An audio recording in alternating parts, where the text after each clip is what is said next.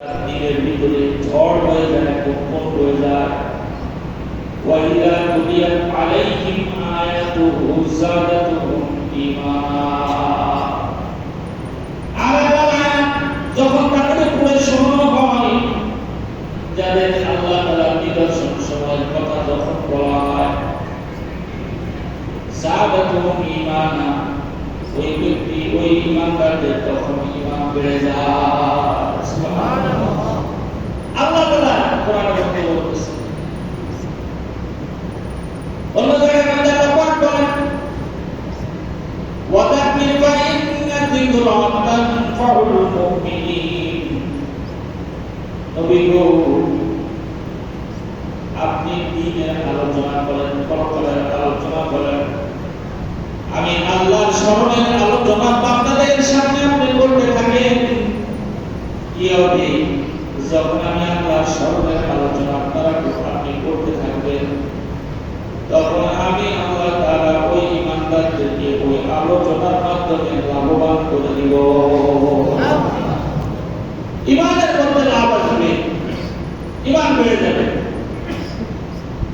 এটা তো রাসূল কোন মজলিস কোন জায়গায় যদি হয়, আর ওই মজলিসের ভিতরে যদি আল্লাহর কথা, আল্লাহ রাসূলের কথা, পরকালের কথা না হয়, ওই মজলিসটা হলো মরা মজলিস।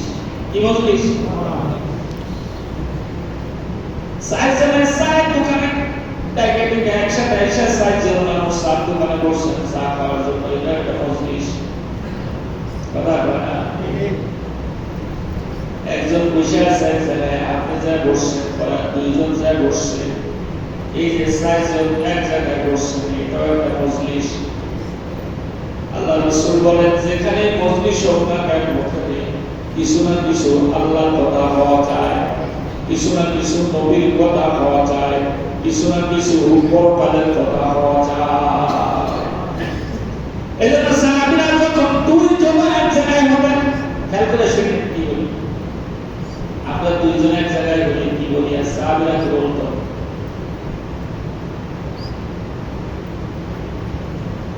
সাহাবীরা দুইজন যখন এক জায়গায় হতেন, সর্বপ্রথম কথা ছিল তাদের সালাম দিয়ে শুরু করতেন। কি দিয়া? জোরে বলেন।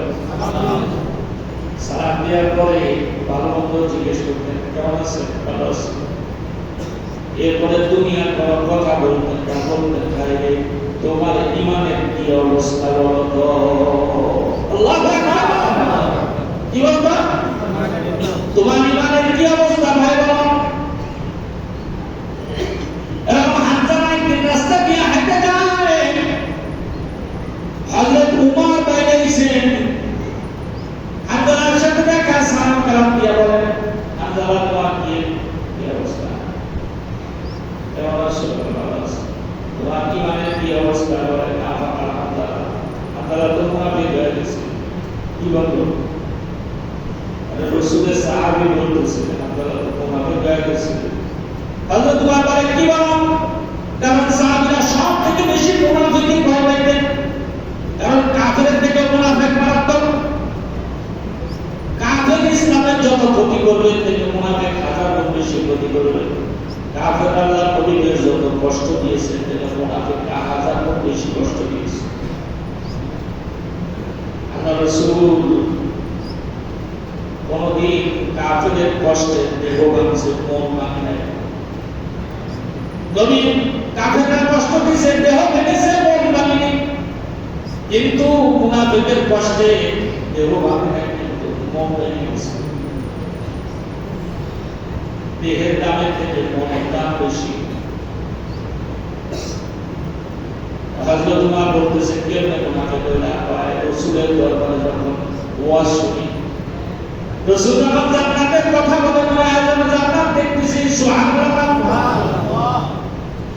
কারণ রাসূল যখন জাহান্নামের বর্ণনা করে, মনে হয় যেন জাহান্নাম দেখতেছি। ওই সময় মনে হয় যেন সংসার ধর্ম ছেড়ে দেয়, দোকানদারি, চাকরি বাকরি সব ছেড়ে দেয়, সারাদিন শুধু আল্লাহর স্মরণে ইবাদত করতে থাকে। কিন্তু যখন বাড়িতে যায়, বিবির সাথে মিশি, পরিবারের সাথে মিশি, তখন ইমানের অবস্থা হালকা হয়ে যায়।